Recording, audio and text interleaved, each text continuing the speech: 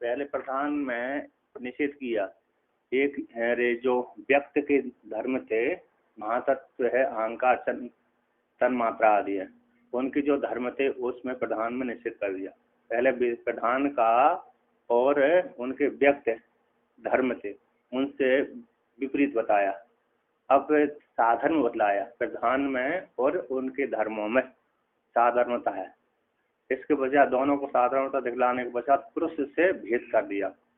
पुरुष में ये दोनों नहीं है, उसको लेकर कहते हैं आगे, ये तू से कहते हैं, ये तू आहु, कुछ लोग कहते हैं, है ना।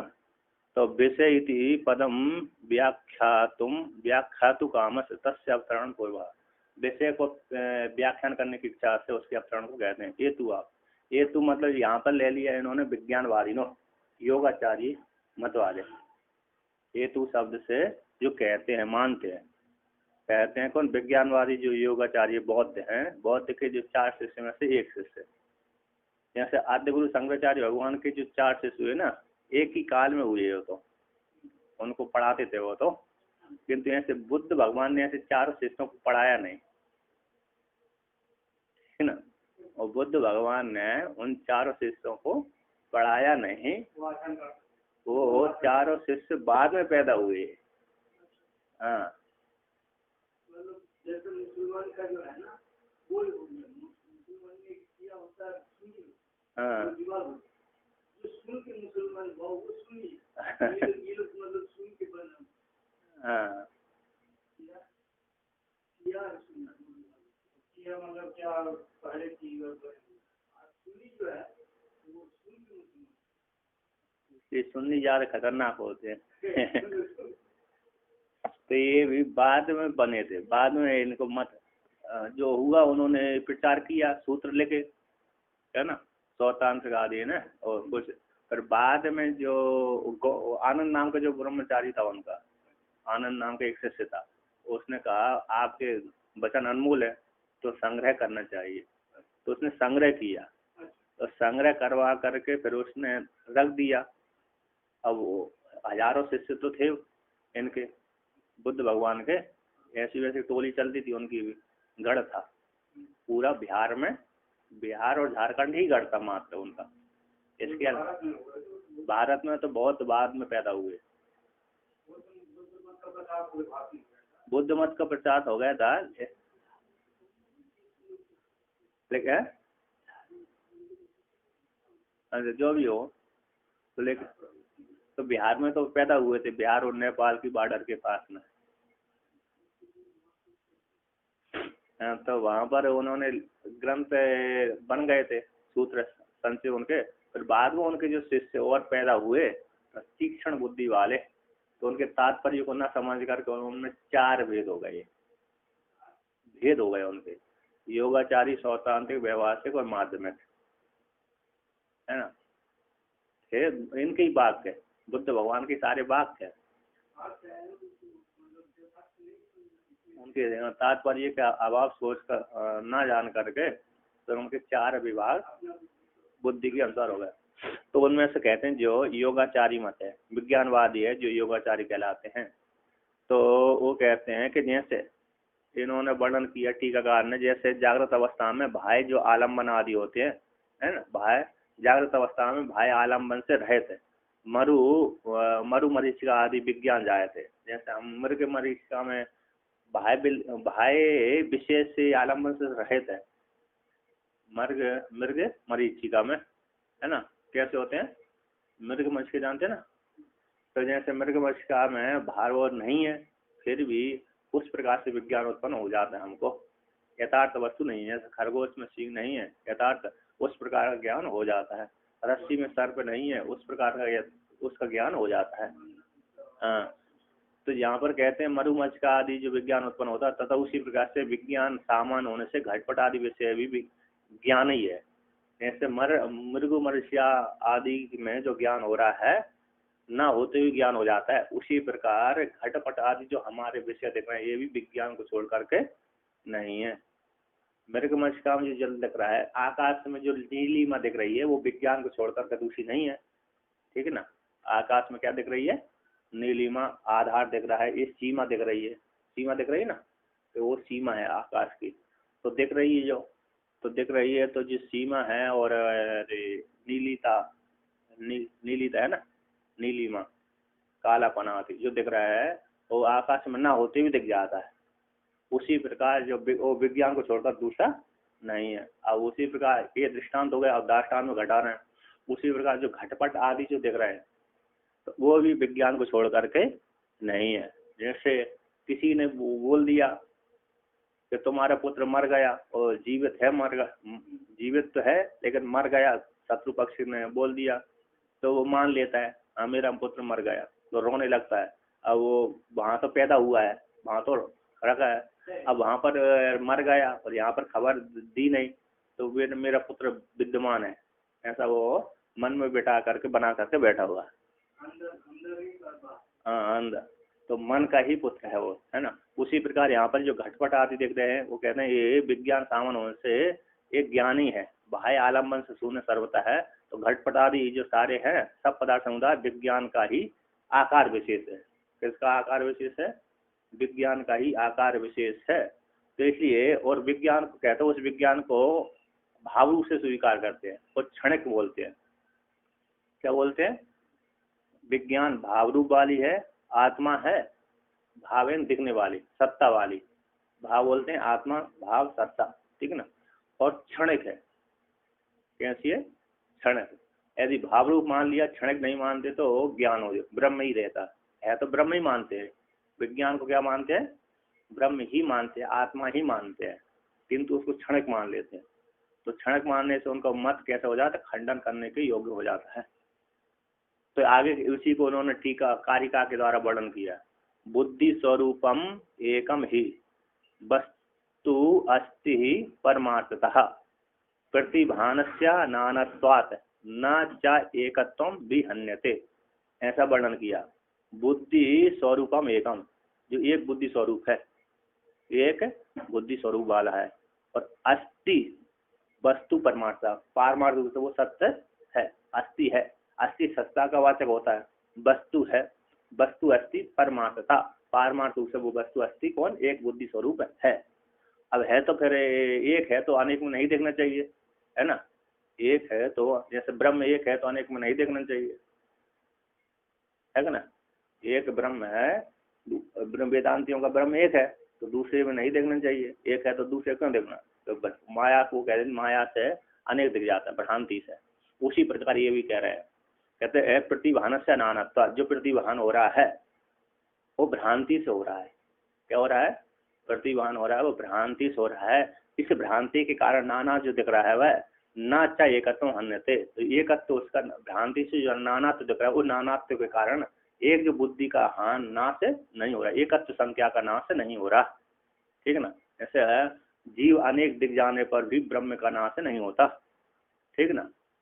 जीव अनेक दिख जाने पर, हो जाने पर भी माया को लेकर के फिर भी उसका एकत्व ब्रह्म का नाश, अद्वितीयत्व का, अद्वितीय श्रुति का नाश नहीं होता। उसी प्रकार इनका भी कह रहे हैं कि जो एक बुद्धि है उससे भिन्न जो नानात्व रूप से प्रतिभास हो रहा है वो, उससे एकत्व बुद्धि का नाश नहीं होता। ऐसी जो कहते हैं इनके ऐसी मत की प्राप्ति हो जाने पर उसको वर्णन करते हैं टीकाकार मूलकार। कहते जो कहते हैं ऐसे विज्ञानवादी क्या कहते हैं?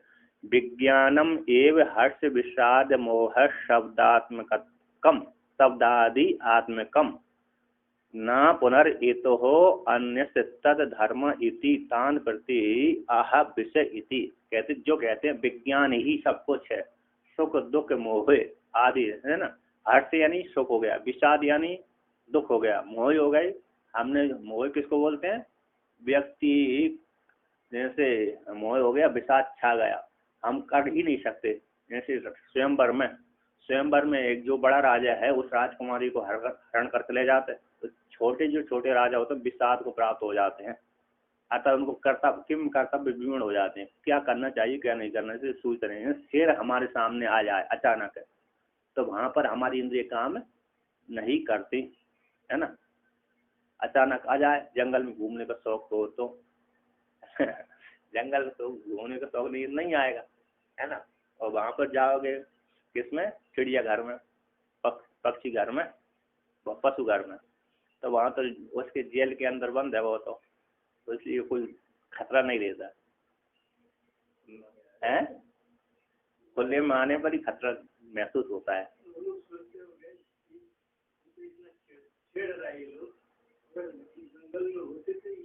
देखते ही नहीं। मैं वो देखते ही क्या आवाज सुनते ही 10 किलोमीटर दूसरी। वहाँ का माउंट आबू पे है ना, और माउंट आबू पे अरे ये क्या नाम है उनका, वो माता है, श्री शक्तिपीठ है। माउंट आबू की जो माता है शक्तिपीठ है, एक शक्तिपीठ है माउंट आबू में, अरुणाचल पर्वत के ऊपर राजस्थान में शक्तिपीठ। हाँ, कोला गुफा के अंदर ही वो उसकी मूर्ति 300 है जो यहाँ। तो वहाँ पर उसके पीछे वो भालू प्रति नहाते रहते हैं। लोग कुछ खाते बनाते हैं और बचा हुआ माल वहीं छोड़ चले जाते हैं।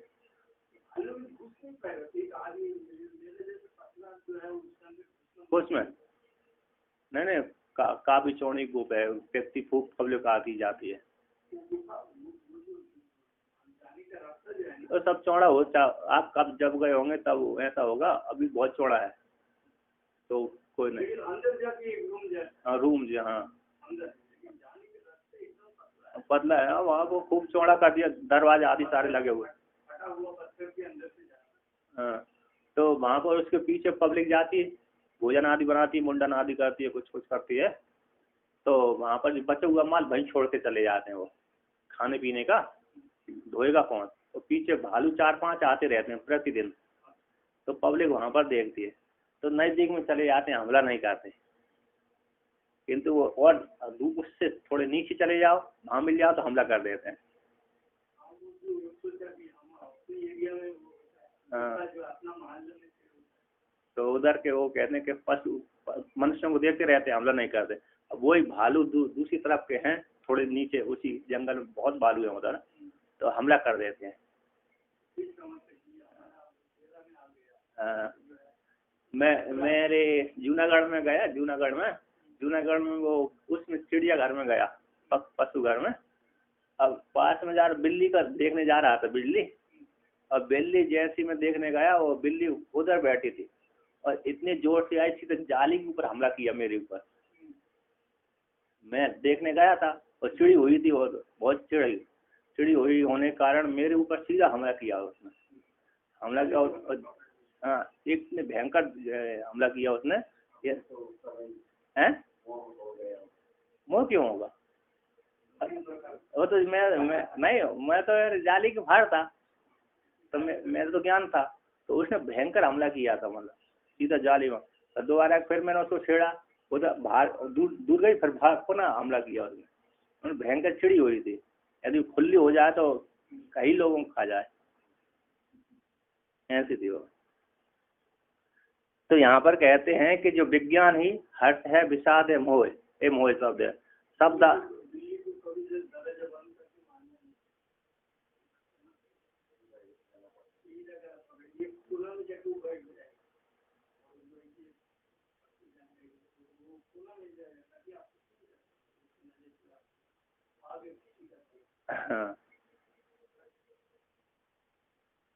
हाँ, इसलिए तो वो सारे शेर भी तो गले ही पकड़ते हैं।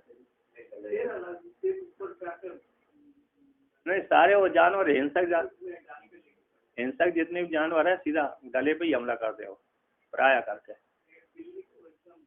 बिल्ली हल्की है इसलिए डायरेक्ट छोटी है, और वो भी जो देखे तो पीछे हमला करते हैं, भाग जाते हैं जानवर, और गले में हमला कर देना हो तो नहीं भाग पाते, सांसें रुक जाती है उनकी।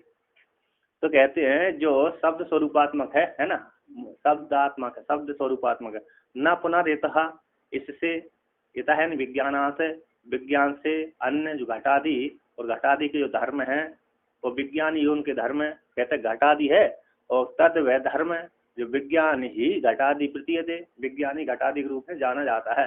तद विज्ञानाद न पुनर्हित हो अन्य, इधर यानी विज्ञान से भिन्न घटादि नहीं है। तो घटादि जो दिख रहे हैं बाहर जो हम घटपट आदि देख रहे हैं, व्यवहार आदि कर रहे हैं, तो वो कौन? तो वो कहते हैं वो विज्ञान के ही धर्म है। हमारी अंतःकरण की वृत्ति रूप विज्ञान है, वो विज्ञान के ही धर्म है। तो यहाँ पर सब विज्ञान मानते इसलिए सब कुछ ब्रह्म ही है ना। तो इसलिए वेदांत के नजदीक ही अत्यंत नजदीक है, लेकिन वो क्षणिक मान ले लेते हैं, इसलिए सब कुछ मिथ्या हो जाता है उनका। लास्ट में दोष डाल देते हैं एक, कहते तान प्रति, तो तान उनके प्रति कहते हैं कि तो विषय थी, विषय शब्द का प्रयोग किया है, कारिका में आया है ना। तो त्रिगुणम अविवेकी विषया भोग्य, विज्ञान से भिन्न बाहर विषय होते हैं, तो उनका अमत का खंडन हो गया। यहाँ पर विष्णोति न विज्ञानात विषयो विद्यते, विज्ञान से जो घट विज्ञान ही घटपट आदि बाह्य प्रपंच के रूप से भाषित होता है, और विज्ञान से भिन्न घटपट आदि विषय नहीं दिखते। तान प्रति कहते हैं विष्णोति विषय विषयणम अनुबंधाति व्युत्पत्त्या विषय पदार्थ। तो कहते हैं ज्ञानम विषय इति, ज्ञान विषय है और विषय का अर्थ भी है, ज्ञान विषय है विषय का अर्थ भी है। तो कहते हैं यहाँ पर है अनुव्यवसाय आदि स्थले, अनुव्यवसाय आदि स्थल में ज्ञान भी ज्ञान का विषय होता है, ऐसा योगाचार्य का मत है। तो कहते हैं यहाँ पर इससे इनका मत का खंडन नहीं हुआ है ना। टीकाकार कहते हैं अनुव्यवसाय आदि स्थल में, जैसे अनुव्यवसाय, व्यवसाय और अनुव्यवसाय है ना। अयम घटास्ति, ये व्यवसाय व्यवसाय ज्ञान हो गया, कौन सा हो गया? यह घट है, ये व्यवसाय ज्ञान हो गया। अनुव्यवसाय हम घटम जाना भी, ये अनुव्यवसाय ज्ञान हो गया, ठीक है ना। तो व्यवसाय अनुव्यवसाय कहते हैं। अनुव्यवसाय आदि स्थल में ज्ञान भी ज्ञान का विषय होता है, तो ज्ञान भी ज्ञान का विषय होता है। अयम घट है, तो घट भी एक ज्ञान है, तो घटम हम जानामि, ये ज्ञान को ही ज्ञान विषय कर रहा है ना।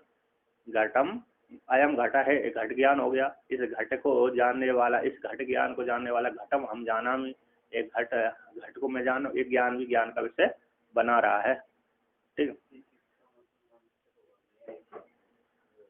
अनुव्यवसाय तो सब में मानते हैं ना, तो उस दूसरे वेदांत भी मानते हैं अनुव्यवसाय आदि, उसको उससे बोल देते हो।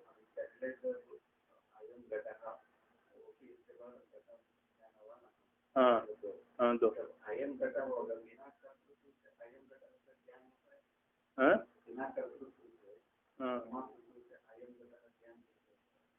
पहले दूसरे में वर्णन कर दिया ना, एक घट है, वहाँ पर घट रखा हुआ है, परमात्मिक है ना उसमें को।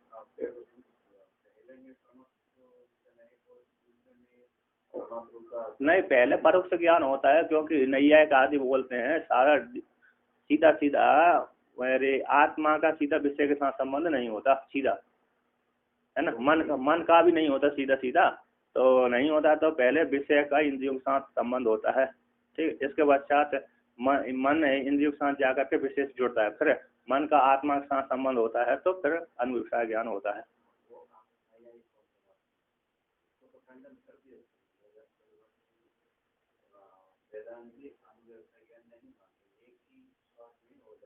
चलो हो जाते वहाँ पर भी दो, तो यहाँ पर कर्ता आदि खंडन,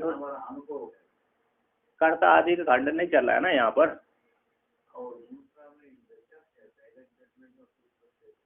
वहाँ पर देखो, वहाँ पर भी वृत्ति ज्ञान एक हो गया, अज्ञान की निवृत्ति करने वाला।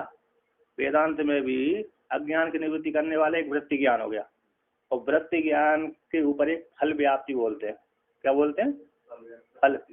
उसी फल व्याप्ति को ही यहाँ पर अनुव्यवसाय ज्ञान बोलते हैं। आप पंचदशी में स्पष्ट रूप से लिखा है उन्होंने, पंचदशी कार ने स्पष्ट रूप से लिखा है, और शायद आपने पहले पढ़ा भी था, और 90 प्रकरण में है, 90 में ये कूटस्थ प्रकरण में ये शायद, वहाँ पर कहते हैं हम जो मानते हैं फल व्याप्ति, उसी को नहीं आए कि अनुव्यवसाय मान लेते हैं। हमारी ही चोरी उन्होंने करी है, हमारी ही चोरी उन्होंने करी है, ऐसा वहाँ पर स्वयं पंचदशीकार कहते हैं।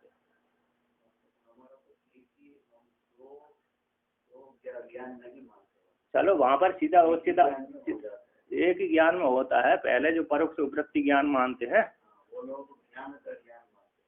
तो उन्होंने इस संज्ञा से दे दिया, संज्ञा है अकेली ज्ञान के क्या अच्छी तरीके से ठीक है खंडन किया है। और उन्होंने नैयायिकों ने इस प्रकार से बोल दिया, इन्होंने इस प्रकार से बोल दिया, ठीक है ना। वाक्य का अलग अलग से बोल दिया। इन्होंने ज्यादा बीच में लफड़ा नहीं करा। फल व्याप्ति और वृत्ति व्याप्ति दो स्वीकार किए वेदांत में। फल दो नहीं, वो एक ही है। एक ही ज्ञान में फल व्याप्ति होता है। अगर दो ज्ञान को स्वीकार करें तो नया मानना पड़ेगा। दो ज्ञान वहाँ पर भी फल देखो वृत्ति व्याप्ति है कि नहीं है? ज्ञान का ज्ञान वेदांत नहीं मानते। ज्ञान का ज्ञान नहीं मानते, वृत्ति व्याप्ति मानते कि नहीं मानते? और फल व्याप्ति एक ही समय हो जाता है।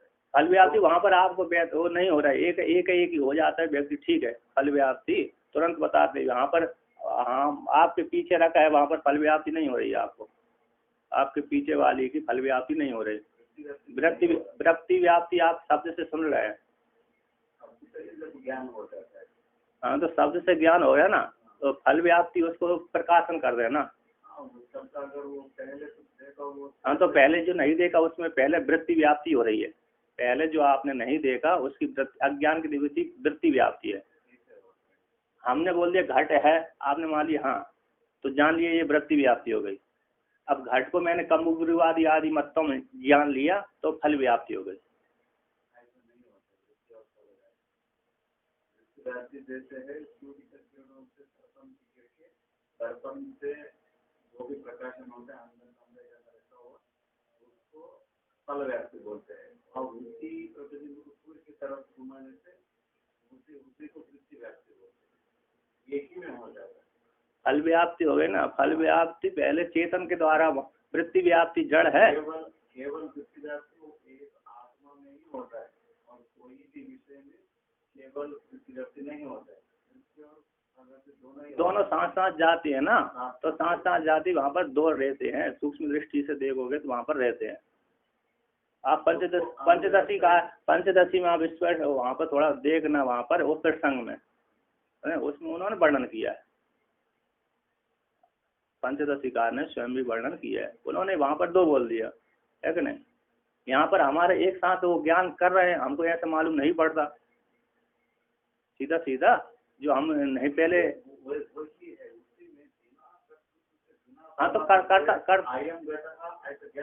नहीं करता के बिना तो कैसे जाए। चेतन नहीं होगा तो कैसे मानेंगे।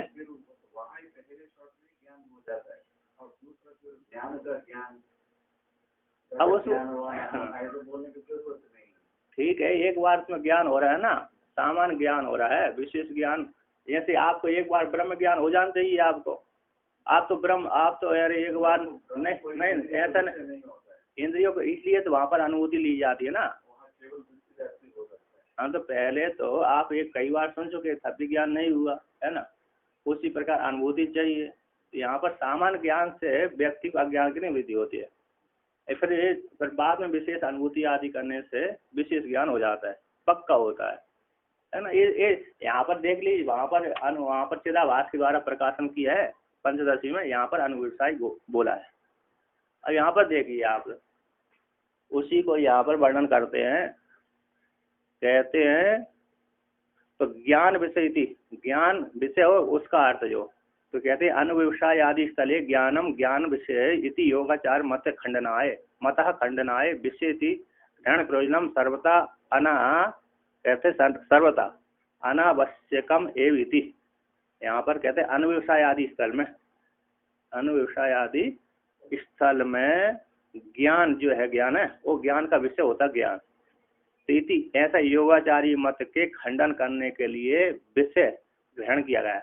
विषय का ग्रहण का जो प्रयोजन है सर्वथा अनावश्यकम, इससे उनका कहते हैं इनका खंडन इससे नहीं हुआ, क्योंकि ज्ञान के ज्ञान को भी वो विषय मानते हैं। तो इसी टीकाकार यहाँ पर कहते हैं योगाचार्य के यहाँ तो ज्ञान भी ज्ञान का विषय होता है ना।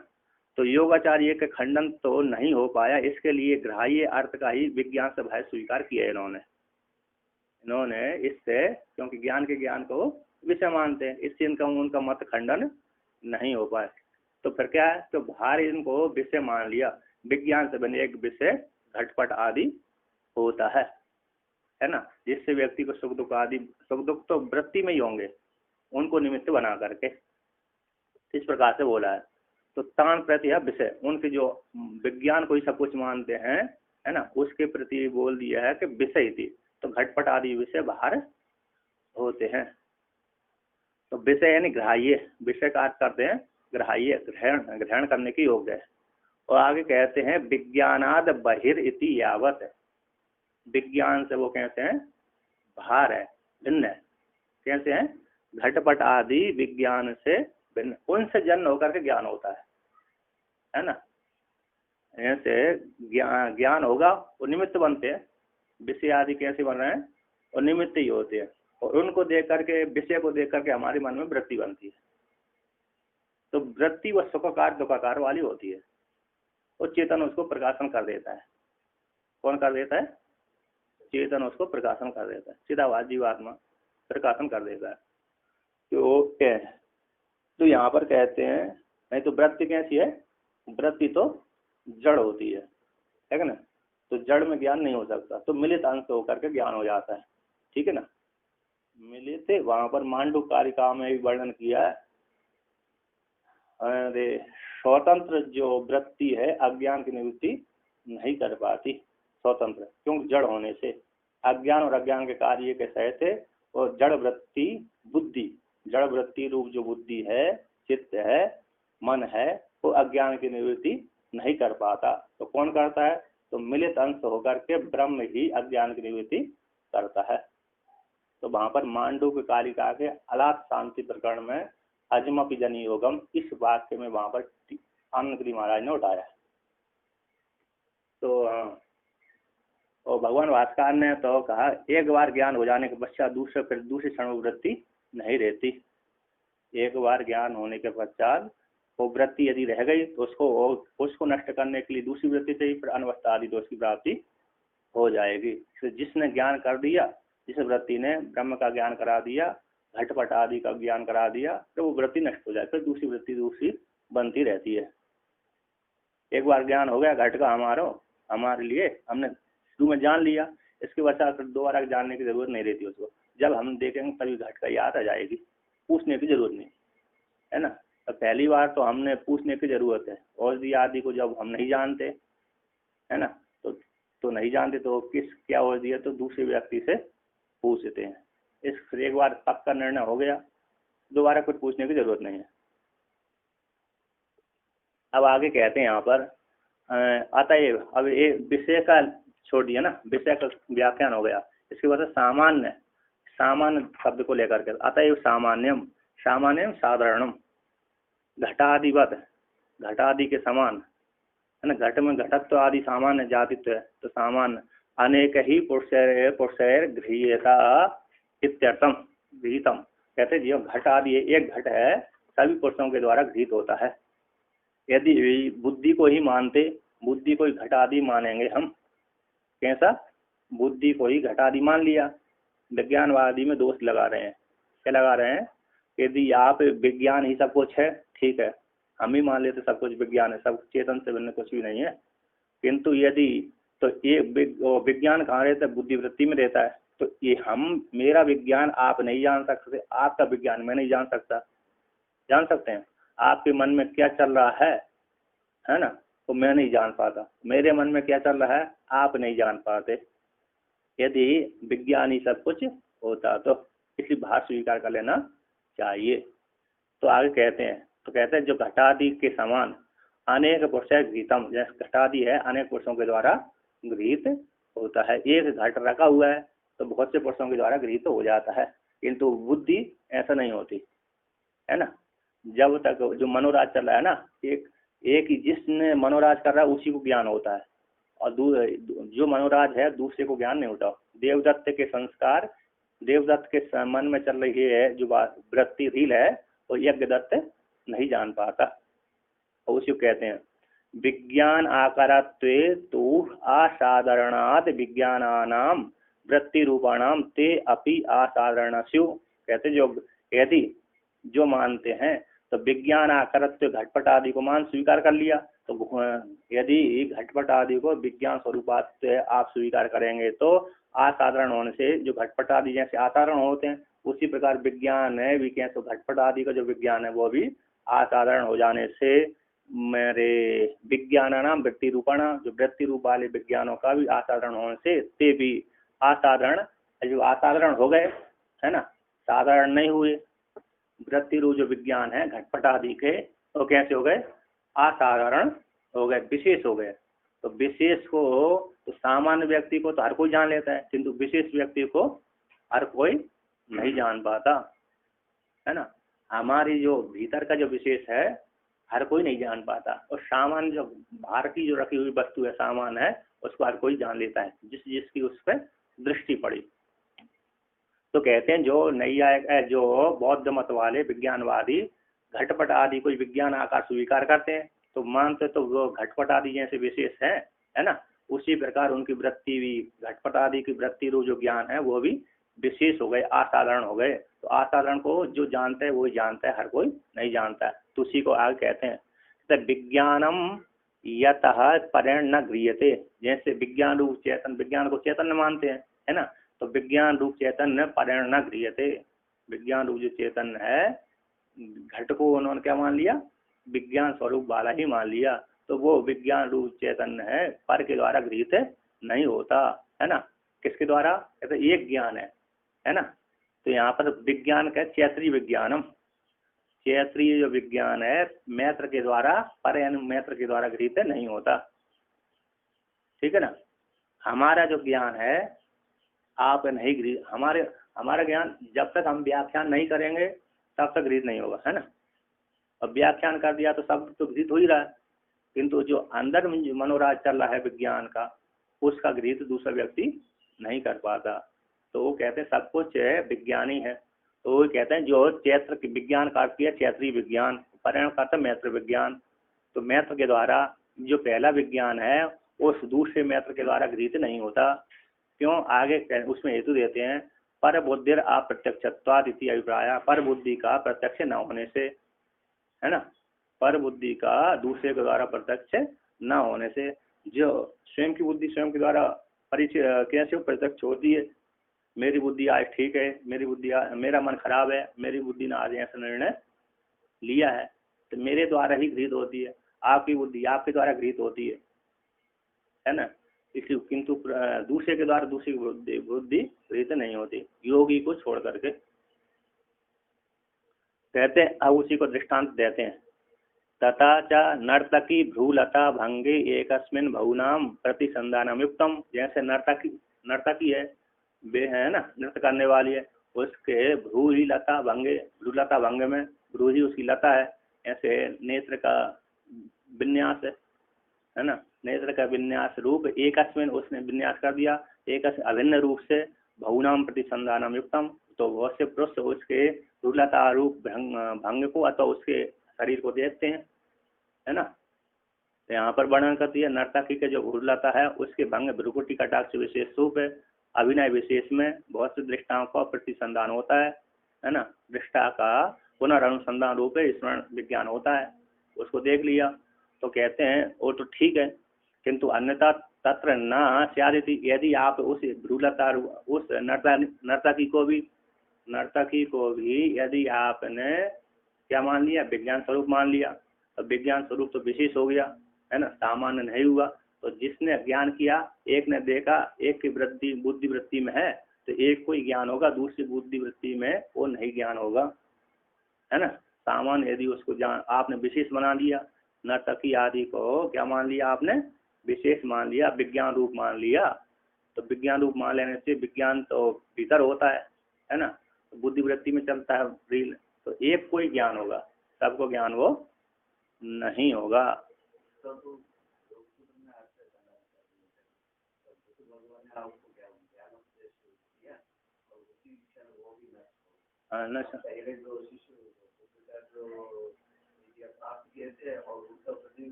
बुद्ध का नहीं, दोष आ रहा है तो दोष आ रहा है, इसलिए आपको इसलिए दोष आ रहा है, बन रहा है, इसलिए आपको सत्य स्वीकार कर लेना चाहिए, है ना।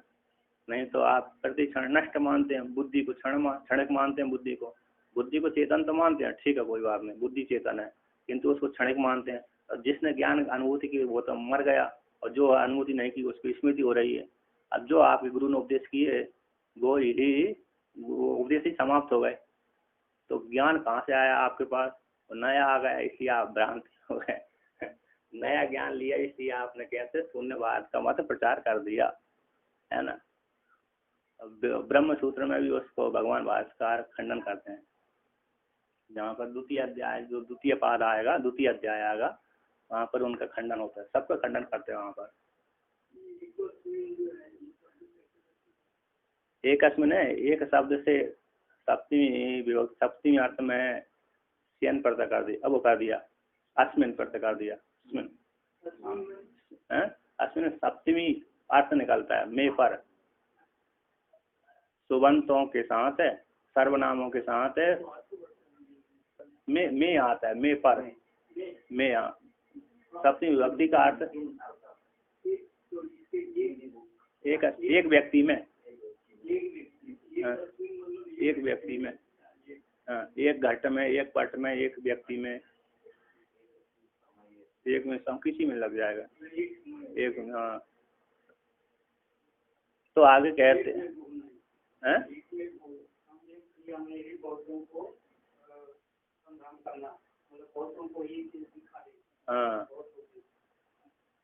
एक वो देख रहा है, नर्तकी अकेली एक चल रही है, नृत्य कर रही है, उसको बहुत से लोग देख रहे हैं, है ना। तो एक में एक साधारण होगी तो सभी देख सकते हैं, असाधारण हो गए तो सभी नहीं देख सकते हैं। ऐसे असाधारण कैसे बना दिया, कमरे में अकेली नृत्य कर रही है तो जिसने देखा उसी को ही मालूम पड़ेगा ये नृत्य कर रही है, और यहाँ पर चौराहे पे नृत्य कर रही है तो सब कोई देख सकते हैं, है ना। चौराहे वाले पे हर कोई देख सकते हैं, किंतु कमरे के भीतर नृत्य कर रहा तो जिसने देखा, एक ने देखा तो उसी को ही दिखेगी, स्मृति बनेगी उसकी, ये हो गया। तो बुद्धि के भीतर यदि आप सब कुछ ज्ञान मानेंगे तो बुद्धि तो कहाँ रहती है, बुद्धि के भीतर रहती है ज्ञान, तो वहीं पर होगा।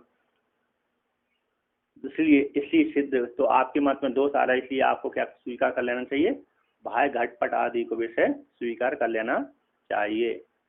अब आगे कहते हैं अचेतनमिति, अब वहां पर कहते हैं और दूसरी बात, इस हेतु से भी, इस हेतु से भी बुद्धि कैसी है, आप तो विज्ञान को क्या मानते हैं, चेतन मानते हैं, आप तो विज्ञान को क्या मानते हैं, चेतन मानते हैं, किंतु हम विज्ञान को चेतन नहीं मानते, है ना। भिन्नता है आपके विज्ञान और हमारे विज्ञान में, भिन्नता है। क्या भिन्नता है, कहते हैं अचेतनमिति सर्व एव प्रधान बुद्ध्यादयो अचेतना न तो वैनाशिक बत चैतन्यम बुद्धिरिति।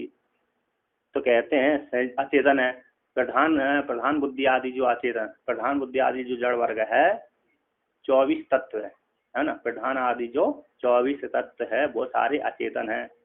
कैसे है, जड़ वर्ग है, अचेतन है। कौन, चेतन से ही वहीं पर प्रकृति से हुआ है, प्रकृति जड़ है, प्रकृति जड़ होने के बाद भी करता है वो, है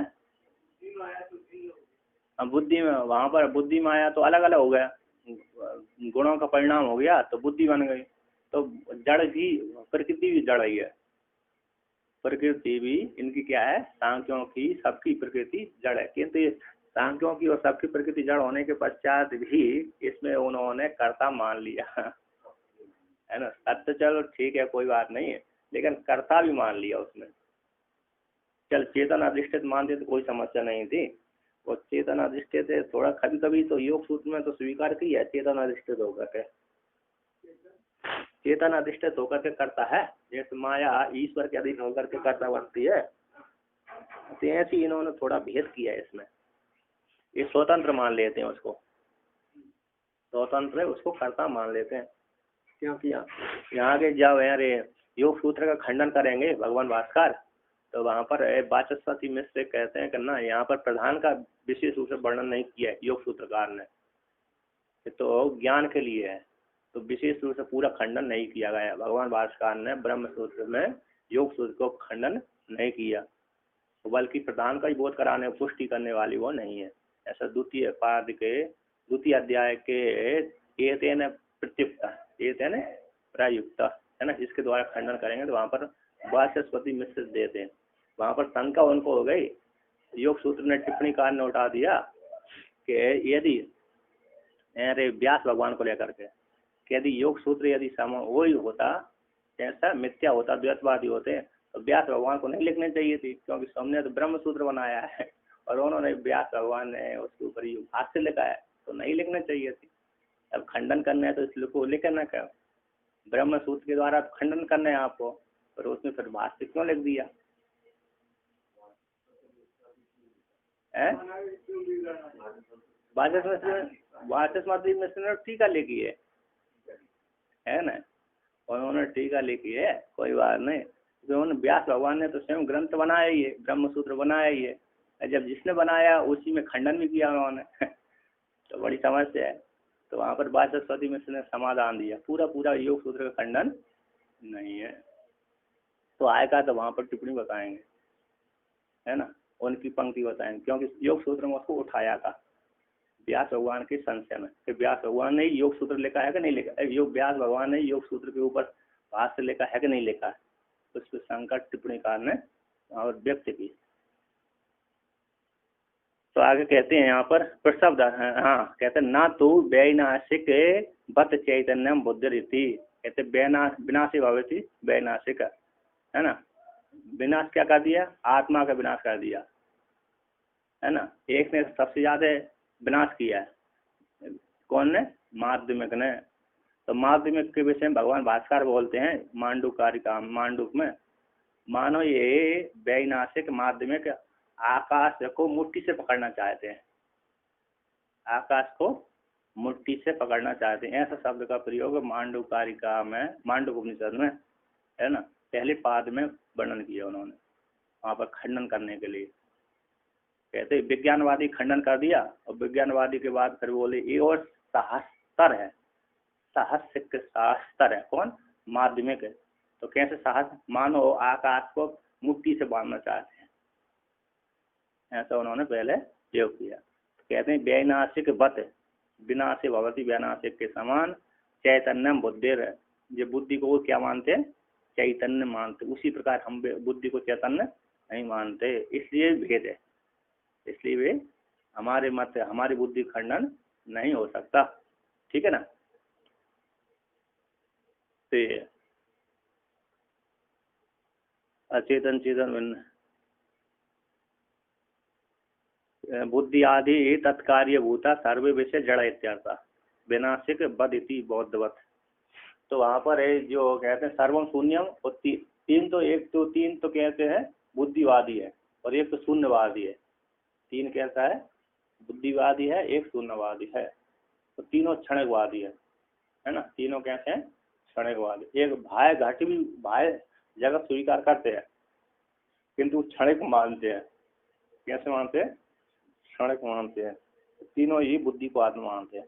तो आगे कहते हैं अब कारिका का जो आया है आगे का पंक्ति उसको लेकर प्रसव धर्मी इति, तो प्रसव रूपो धर्मो यह सो अस्य अस्ति इति प्रसव धर्मी है ना, प्रसव धर्मी, प्रसव रूप जो धर्म है उत्पत्ति करना, सो यह जो सो है वह अस्य जिसका है, अस्य इसका है, सो उसको बोलते हैं प्रसव धर्मी, प्रसव करने का स्वभाव अस्य इसका है ना, बहुरी समाज कर दिया तो उसको प्रसव धर्मी बोल दिया। प्रसव धर्म इति वक्तव्य, यहाँ पर प्रसव धर्म इति इस वाक्य में मतवर्ती अर्थ कर लिया, क्या कर दिया, इन्हीं प्रत्यय कर दिया मतवर्ती मत। तो प्रसव धर्म इति वक्तव्य में मतवर्ती है प्रसव धर्मस्य नित्य योगाख्यातुम इति है ना, प्रसव धर्म का नित्य योग करने के लिए, नित्य योग को कहने के लिए है ना, प्रसवस्य असौ धर्म से प्रसव धर्म, पहले कर्मधारा समास कर दिया और शो अस्थि धर्म है इति प्रसव धर्मी समास कर दिया, समास को लेकर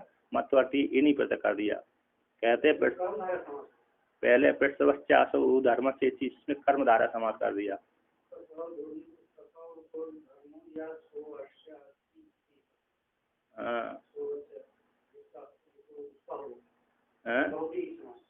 पहले कर्मधारा समास कर दिया फिर बाद में अरे मतवर्ती अर्थ में समास हो गया, ठीक ना। प्रश्वाचाचो धर्म से प्रसव धर्म, पहला क्या, ये कौन सा है, कर्मधारय समास है।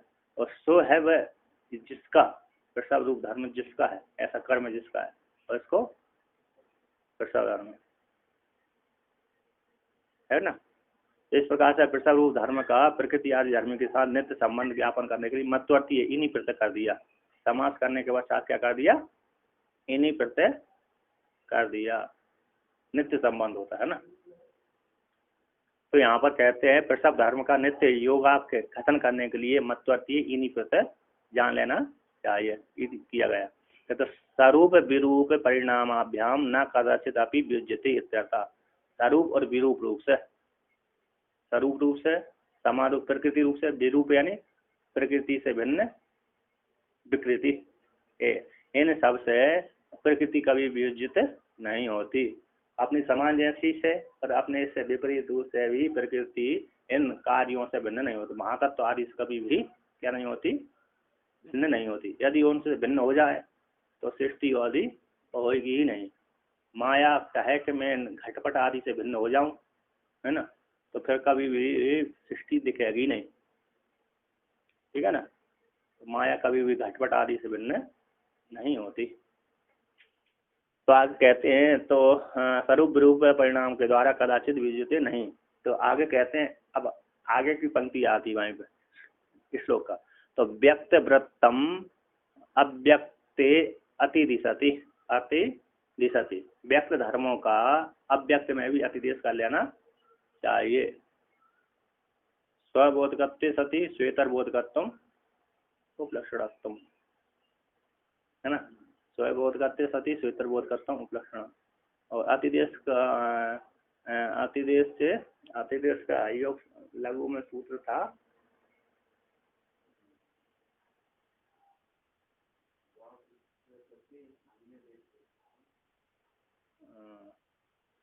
अतिदेश है, इसके धर्म उसमें भी चले जाए, इसके धर्म उसमें भी चले जाए, है ना, तो उसको अतिदेश कहते हैं। जो इसके धर्म है उसमें भी आरोप हो जाए तो हाँ। तो आगे कहते हैं ये अतिदेश बात कर रहे हैं, व्यक्त धर्मों को अव्यक्त में भी अतिदेश करते हैं। तथा प्रधान, उसी प्रकार से प्रधान कारण, यथा व्यक्तम तथा अव्यक्तम, जैसा व्यक्त कार्य है ना, गुणत्व आदि वाला है, व्यक्त कार्य कैसा है, गुणत्व धर्म वाला है, उसी प्रकार से अव्यक्त भी कैसा है, गुणत्व धर्म वाला है। जैसे व्यक्त कार्य त्रिगुणात्मक है, उसी प्रकार कारण भी कैसा है, त्रिगुणात्मक है। जैसे कार्य जड़ है, उसी प्रकार से कारण भी जड़ है। जैसे कार्य परिणामी है, उसी प्रकार कारण भी उनका नित्य परिणामी है। कैसा है, नित्य परिणामी। क्या तो कार्य विनाशी है तो वो नहीं, वो विनाशी नहीं है। कार्य विनाशी तो है किंतु वो विनाशी नहीं है। वो विनाश हो गया तो प्रकृति नष्ट हो जाएगी, ठीक ना। देखिए वो नित्य लगा दिया, नित्य परिणामी। तो कहते हैं यहाँ पर आगे कहते हैं, तो अब आगे कहते हैं अब सार प्रकृति कार्य समाप्त हो गया प्रकृति विकृति का। तो कहते हैं इन दोनों से अलग पुरुष को वर्णन करते हैं। तो कहते हैं यहाँ पर, तो ताभ्याम वै धर्म्यम पुरुषस्य आह, उन दोनों प्रकृति विकृति से, है ना, व्यक्त अव्यक्त से वै धर्म पुरुष को लेकर कहते हैं तद विपरीतान पुरुषान, इन दोनों से विपरीत पुरुष है, ठीक ना। इन दोनों से कैसा है, व्यक्त हो गए महद आदि, अव्यक्त हो गए प्रधान, इनसे विपरीत कौन है, असंग हुई अयम पुरुषा, ये उदासीन पुरुष अलग है। अब आगे कहते हैं इसी को श्यार तथा, कहते हैं पुरुष को वर्णन करते हैं, अहेतु मत्तम अहेतु मत्व नित्यत्वादि प्रधान साधर्म्यम अस्ति पुरुषस्य।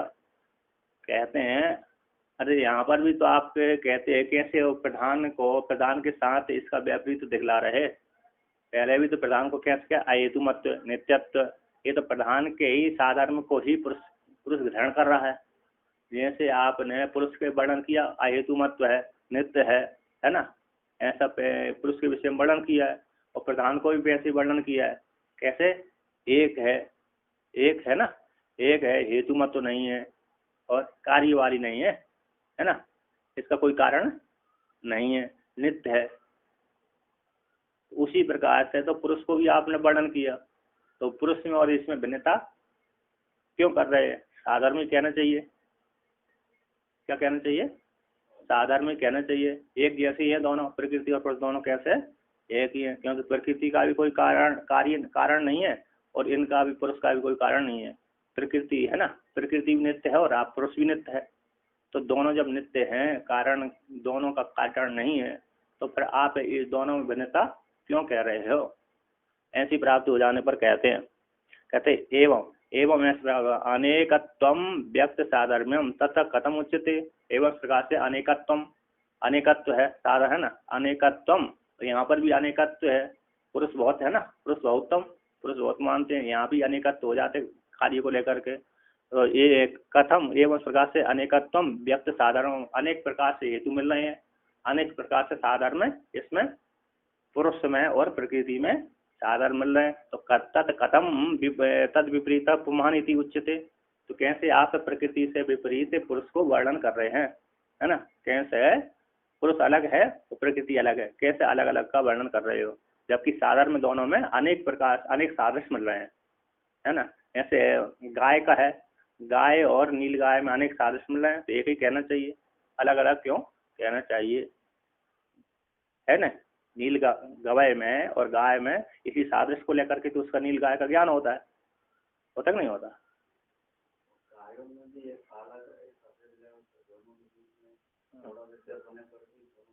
गाय बोलते हैं उनका, हाँ, यहाँ पर तो पूरा गाय ही मानते हैं, नील गाय में थोड़ा ही भेद है, तो फिर वहाँ पर भी सादृश्य को लेकर ज्ञान होता है, फिर आप इसमें भेद क्यों कर रहे हैं? तो कहते अतः तथा च सती, ऐसी प्रकार तथा च सती चकार अपी अर्थ, उसी प्रकार से मान लेना चाहिए। तो चकार यहाँ पर आया, कारिका में चकार आया है, कहता है अपी अर्थ में, उसी प्रकार से भी कहते हैं यद्यपि, सिद्धांति कहता है, कहते हैं यद्यपि अहेतु मत्वादिकम साधर्म्यम, यद्यपि पुरुष में अहेतु, पुरुष और प्रधान प्रकृति में दोनों में साधर्म है, इतना कौन सा? अहेतु मत्वादि, अहेतु मत्वादिकम साधर्म है दोनों में, फिर भी तथापि, है ना, बोलते फिर भी बोलते आप आइए, आप मेरे पास आते रहिए, किंतु समय समय पर ही आइए हैं, आप मेरे पास आइए, उसमें लगा दिया तू, लगा दिया, क्या लगा दिया?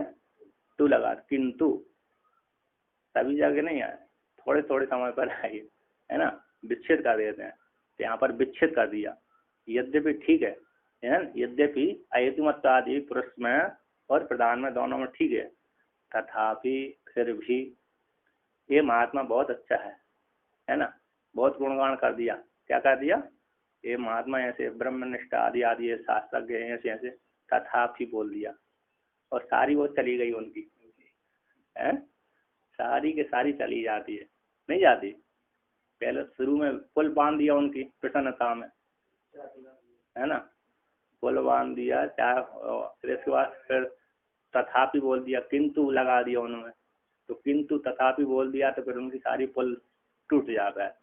तो यहाँ पे तथापि त्रैगुण्य आदि व्यपरीतम अस्ति एव इत्यतः, फिर भी त्रिगुण आदि जो धर्म है ना, और पुरुष में नहीं है, इसीलिए विपरीत है ना, त्रिगुण आदि धर्म उसमें पुरुष में नहीं है। तो आप कहते हैं त्रैगुण्यम इति उक्तम, त्रैगुण जो प्रकृति खा गई है, तत्र केते त्रिगुण, वे कौन से तीन गुण है ना, किम चतुर लक्षणम, उनका लक्षण क्या? इति अतः, इसको कहते हैं प्रीत्या प्रीति विषादात्मक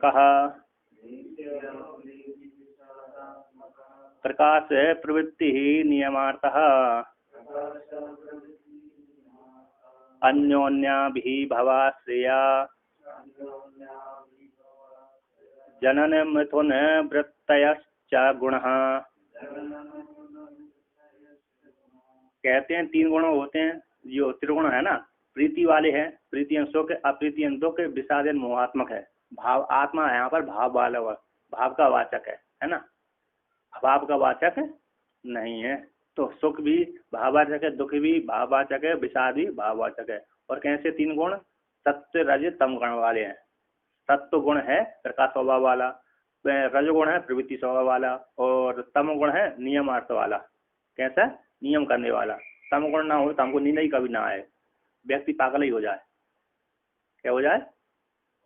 पागल ही हो जाएगा यदि तम गुण ना आए, है ना। तम गुण ना स्वीकार किया जाए तो व्यक्ति जब नहीं सोता 20 घंटा 24 घंटा नहीं 24 घंटा में कोई समस्या नहीं, एक दिन में कोई समस्या नहीं है। 10-15 दिन नहीं सोया जो 24 घंटा तक तो वह पागल हो जाएगा। तो इसलिए यहाँ पर नियम करने के लिए वो है। तो कहते हैं इस प्रकार से, कहते हैं अन्योन्य अभिभव, परस्पर अन्योन्य परस्पर अभिभव, एक दूसरे को दबा करके कार्य करते हैं एक दूसरे, और अन्योन्य आश्रय, कहते हैं अन्योन्य वृत्तय, अन्योन्य अभिभव वृत्तय, और अन्योन्य आश्रय है वृत्तया, और अन्योन्य मिथुन वृत्तया। और वृत्ति शब्द है ना, द्वंद्व समास करके शब्द जोड़ लेना चाहिए। तो अन्योन्य अभिभव वृत्ति वाले, अन्योन्य आश्रय वृत्ति वाले, अन्योन्य जनन वृत्ति वाले, और अन्योन्य मिथुन वृत्ति वाले होते हैं। एक दूसरे को अभिभव, एक दूसरे को दबा करके, तीनों गुण है ना, सत्वगुण रजोगुण तमोगुण, ये तीनों गुण अन्योन्य एक दूसरे को दबा करके कार्य करते हैं, और ये तीनों गुण एक दूसरे का आश्रय रहते हैं, है ना। तीनों गुण त्रिगुणात्मक सृष्टि है, तो तीनों गुण एक दूसरे का आश्रय करके रहते हैं, और तीनों गुण आपस में मिलकर के उत्पत्ति करते हैं, और तीनों गुण मिथुन होते हैं, है ना, जोड़े रहते हैं। मिथुन बोलते हैं, जोड़ा को बोलते हैं। तो जोड़ करके मिलकर के कार्य आदि संपादन करते हैं। स्वतंत्र एक गुण कार्य नहीं करता। चलिए।